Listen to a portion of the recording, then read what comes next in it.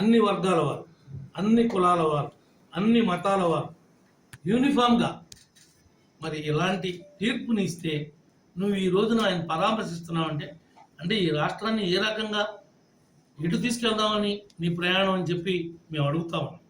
నువ్వు సమాధానం చెప్పాల్సినటువంటి అవసరం ఉంది. నీకేం అన్యాయం జరిగింది? నీ కార్యకర్తలకు ఎక్కడ అన్యాయం జరుగుతుంది? నీ నాయకులకి ఎక్కడ అన్యాయం జరుగుతుంది? తప్పు చేశారు కాబట్టే ఎవరైనా శిక్ష అనుభవించాలి. ఇవాళ కాకపోతే రేపైనా నిన్ను కూడా అరెస్ట్ చేయాల్సినటువంటి అవసరం ఉంది. ఎందుకనంటే మద్యం కుంభకోణం నీ యొక్క ఐఏఎస్ నీ దగ్గర ఈ రోజున ఇంటెలిజెన్స్ డీజీ ఎక్స్ డీజీ జైల్లో ఉన్నాడంటే దానికి కారణం నువ్వు కాదా? నువ్వు వాళ్ళతో చెప్పించినటువంటి తప్పుల వల్ల వీళ్ళందరూ జైలు పాళ్ళు అవుతున్నారు. ఎన్ని న్యాయస్థానాలు కూడా ప్రతి ఒక్కరిని హెచ్చరిస్తూ ఉన్నాయి. అయినా సరే మీ పార్టీ నాయకులకు కానీ కార్యకర్తలకు కానీ ఇప్పటికి కూడా బరితెగిచ్చి వ్యవహరిస్తూ ఉన్నారు, మాట్లాడుతూ ఉన్నారు.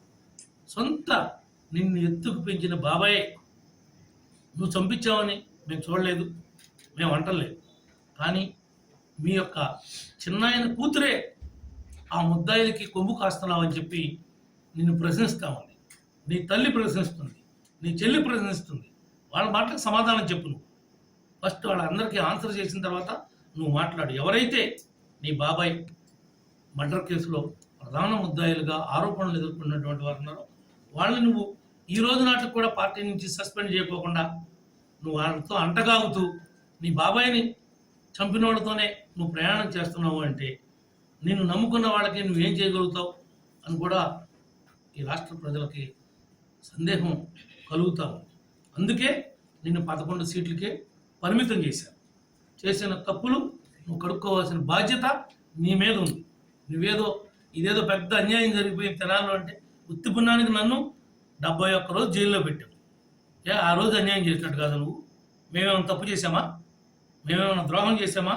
మేము ఎస్సీలు ఏమన్నా తోమలాడామా? ఎస్సీలు ఏమన్నా అగౌరవపరిచామా? అన్యాయంగా పెట్టావు.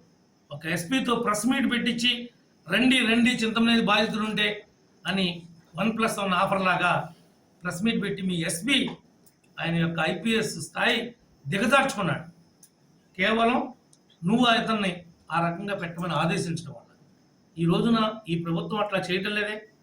ఎవరైతే నేరం చేశారో వాళ్ళు ఎవరైనా చట్టం నుంచి తప్పించుకోలేరు కాబట్టి చట్ట ప్రకారమే చర్యలు తీసుకుంటున్నారు.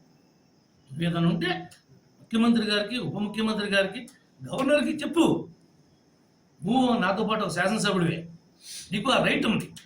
అంతే తప్ప ఏదో రౌడీ షీటర్లకి మద్దతుగా ఏదో వీధి ఊరేగింపులు పెట్టి ఏదో కార్యకర్తలకి ధైర్యం నింపాలంటే అనేక విషయాలు ఉన్నాయి, అనేక అంశాలు ఉన్నాయి. నీకు ఇంకా రాదు ఆ అవకాశం. ఎందుకనంటే నీకు ఇచ్చిన అవకాశం చాలా గొప్ప అవకాశం. ఈ రాష్ట్ర ప్రజలు ఒక్కసారి అంటే ఒక్కసారి అనే మాట ఎంత ప్రమాదకరమో రాష్ట్ర ప్రజానీకానికి అర్థమయ్యేలాగా చేసావు.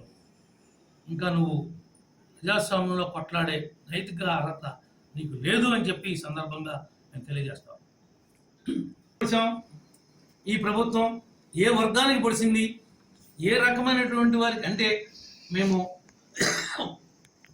సుమారుగా 16,000 నుండి 17,000 మందికి డిఎస్సి పెట్టి రేపొద్దున ఎగ్జామ్ నిర్వహించి అక్కడ పోస్టింగ్లు ఇవ్వటం నిరుద్యోగ యువకులకి వెన్నుపోటు మేము పొడిచామా? లేదు. ఎస్సీ కార్పొరేషన్ రద్దు చేసి వాళ్ళకి ఎస్సీలకి మేము వెన్నుపోటు పొడిచామా? బీసీలకి ఒక్క లోను కూడా ఇవ్వకుండా రద్దు చేసి మేము వెన్నుపోటు బీసీలకి పొడిచామా? ఎవరైతే అవుట్సోర్సింగ్ ఎంప్లాయీస్ ఉన్నారో వాళ్ళందరికీ ఇచ్చినటువంటి హామీని నెరవేర్చుకోకుండా మేము వెన్నుపోటు పొడిచామా? అన్నా క్యాంటీన్ తీసి పేదవారు తినేటువంటి అన్నంలో ఇసుక పోసి పేదలకు వెన్నుపోటు మేము పొడిచామా? ఎవరికి పొడిచాం వెన్నుపోటు? ఏ వర్గానికి పొడిచాం? ఈ రోజున నువ్వు 5 లక్షలు పెట్టి ఇల్లు ఇస్తాను, ఒక్కడి కట్ల పేదవారికి నువ్వు ప్రమాణ స్వీకారం చేస్తున్నప్పుడు నన్ను ఇంత స్థాయిలో నువ్వు తీసుకొచ్చారు, నేను తినేటువంటి రైసు పేదవాడికి పోస్తా, జన్మలకి ఆ రుణాన్ని తీర్చుకోలేను, నేను ఈ రకమైన సాయం చేస్తానని చెప్పావు. ఒక్క స్వాలుడన్నా పోసావా? ఒక్క గిద్దుడు ఒక్క పేదవాడికి నీ కార్యకర్తకు పోసావా? ఎవరికి నువ్వు మేలు చేసావు? నువ్వు మాఫియాని తయారు చేసావు. ఎక్కడికక్కడ మీ నాయకులు, మీ ఎమ్మెల్యేలు, మీ ఎంపీలు భూములు, ఆస్తులు, ఇళ్ళు కబ్జాలు చేశారు, శాండ్ దోపిడీ చేశారు, మట్టి మాఫియా చేశారు, గ్రావెల్ మాఫియా చేశారు. వేరే పార్టీ వాళ్ళు బయటకు వస్తే రోడ్డు మీద తిరక్కోకుండా భయభ్రాంతులకు గురి చేశారు.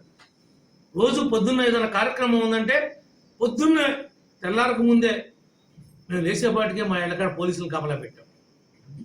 నువ్వా ఈరోజు వెన్నుపోటు దినోత్సవం చేసేది? ఎవరు వెన్నుపోటు పొడిచారు? నీ బాబాయిని నెత్తు పొంచి తిప్పినందుకు నీ బాబాయినే చంపిన ముద్దాయిలతో నువ్వు అంటగా అవుతున్నావు. నువ్వా వెన్నుపోటు దినోత్సవం జరుపుకునేది? మేమెవరికి పొడిచామని చెప్పు.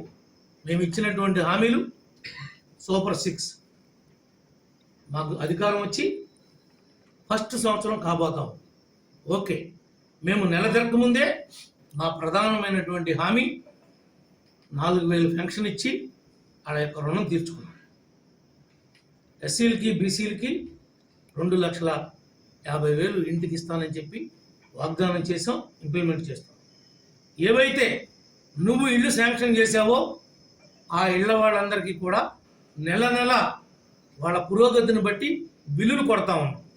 మేము 18-19 సంవత్సరంలో మేము ఇచ్చినటువంటి శాంక్షన్స్ బిల్లు నువ్వు ఇవ్వలేదు 5 ఏళ్ళు. ఇప్పటికి కూడా నువ్వు ఇచ్చిన బిల్లు మేము కడుతున్నాం తప్ప మా కార్యకర్తలకి, మా నాయకులకి ఇంకా మేము పాత బకాయిలు తీర్చలేకపోయాం. రాష్ట్ర ఆర్థిక పరిస్థితి బాగోనందువల్ల వాళ్ళు కాకపోతే రేపు కాకపోతే ఎల్లుండో మా నాయకులకి, కార్యకర్తలకి